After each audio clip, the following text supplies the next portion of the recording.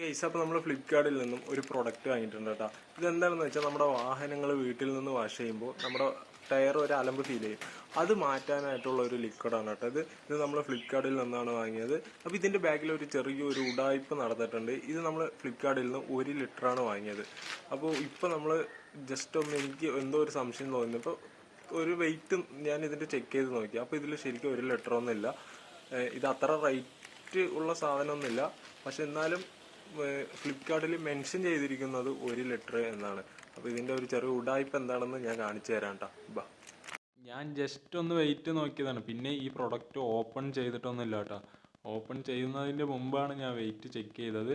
പിന്നെ എനിക്ക് ഈ പ്രൊഡക്റ്റ് വേണമെങ്കിൽ റിട്ടേൺ കൊടുക്കാം. ഈ പ്രൊഡക്റ്റിന് അത്ര വലിയ റേറ്റ് കാര്യങ്ങളൊന്നുമില്ല. പക്ഷേ ഫ്ലിപ്കാർട്ടിൽ മെൻഷൻ ചെയ്തത് വേറൊരു വെയിറ്റും നമുക്ക് വന്നിരിക്കുന്ന പ്രൊഡക്റ്റിൽ വേറൊരു വെയിറ്റ് ആയതുകൊണ്ടാണ് ഞാൻ ഈ വീഡിയോ ചെയ്തത്.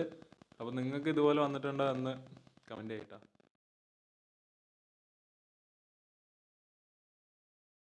കേസ് കൊടുക്കണം പിള്ളേച്ചാ, പോലീസ് അന്വേഷിക്കട്ടെ.